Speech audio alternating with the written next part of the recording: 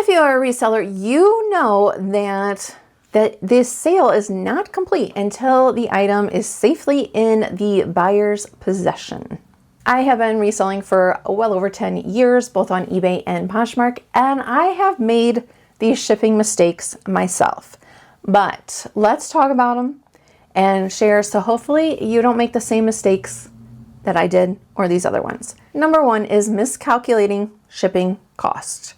I have been guilty of this maybe once, maybe twice, maybe 3 times.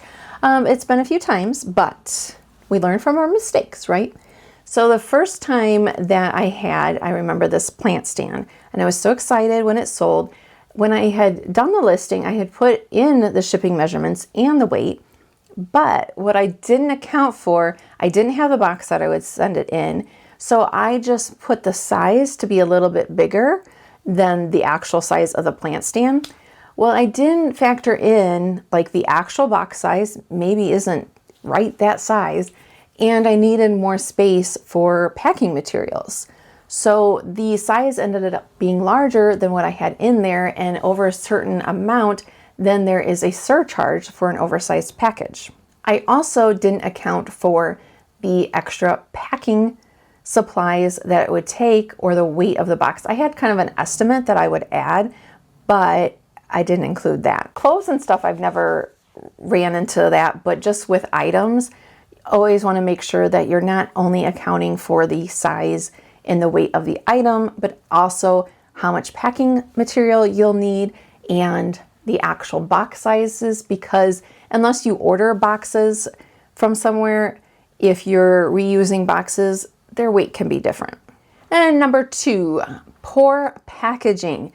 Now granted, I have had things that I have bubbled and I have put the packing peanuts in it and packaged it so well and it still gets damaged. Don't know how, but you want to at least try to minimize this. Now there is a wise tale. I don't know if this is true. I don't know if wise tale is the right word, but some people say to mark the box fragile.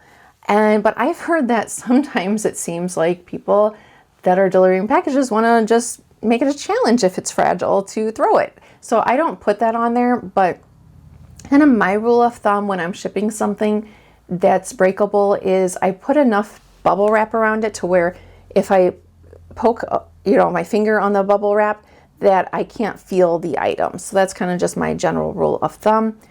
But interesting enough, and I usually use like for clothes or soft bags, purses that are soft, poly mailers. And I always put the item in a plastic bag or in a poly mailer, then inside a poly mailer.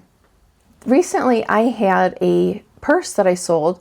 This is the first time it's happened. I wrapped it kind of in a piece of like shipping paper, then put it in a poly, and then put that inside another poly. And it didn't have structure to the bag, very much.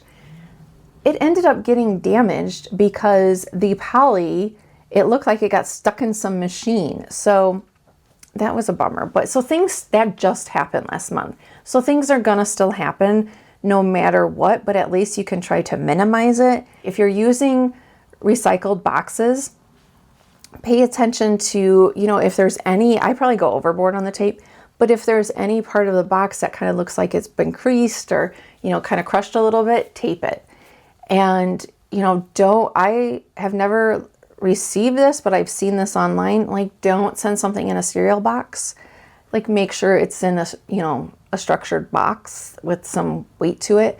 Number 3, incorrect shipping labels. Now, this can be a couple things.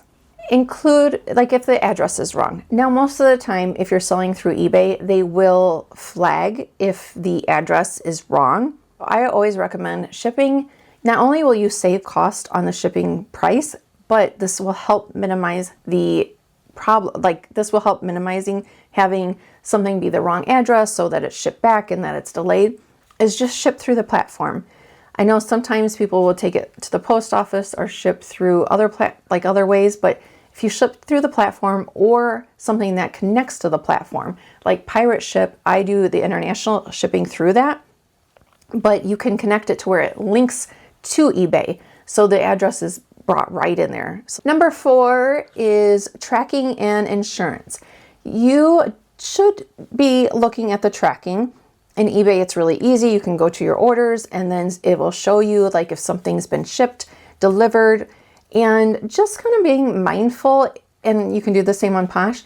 If something has been in transit for a while, yes, the buyers can see that, but they might not be looking at it. So just send a quick email saying, hey, you know, I've noticed that this is in transit for a while. I am keeping track on it. If you want to, you could reach out to the post office, but just let your buyer know that you are aware that it's taking a little bit longer and that you are paying attention to that tracking. For insurance, if you have something that is high priced, get the insurance. Hopefully you won't need it, but if it's hundreds of dollars of a thing that you're shipping, then definitely get the insurance. Number 5, slow shipping times. Now, you want to, for sure, whatever you on eBay, you can set, and yeah, I think on Posh too, you can set your handling time. Be realistic about it. You don't want the buyer expecting it to come soon, and then you've printed out the label, but you haven't actually packed it up and shipped it. So you be aware of that, kind of keep track of that. If for some reason you're not going to be able to manage that handling time, whatever you have, then change it, because you want the buyer to have, you know, realistic expectations, and don't just print it and sit on it. Number 6, ignoring return requests or questions with that. Returns are a part of business. If you are in a brick and mortar store or online, they're going to happen. It's a small percentage, and they seem like they usually happen in threes, but don't ignore it, and, you know, acknowledge any issues with the customer. Either accept the return or, you know, offer partial or whatever you're going to do, but just don't ignore it. And then when you get the item back, don't ignore it. And, you know, if it needs to be relisted, as long as it's not damaged, then relist it. And maybe you can get another sale. Sometimes when I've had that happen, things sell for higher than they originally did. But don't ignore the buyer and their issues. Following these can help provide seamless customer service, and hopefully your buyer will be excited, happy, leave a positive review, and come back and shop with you. I hope that this was helpful. Let me know if one of these tips was an aha for you, or if you had any experience with any of these mistakes. Hit that subscribe button if you haven't already. Next week, we will be talking about mistakes resellers make in regards to inventory management. If you want to see mistakes that we've all made, or some of us, for sourcing, you can click on this video here. Thank you so much. See you next week. Bye.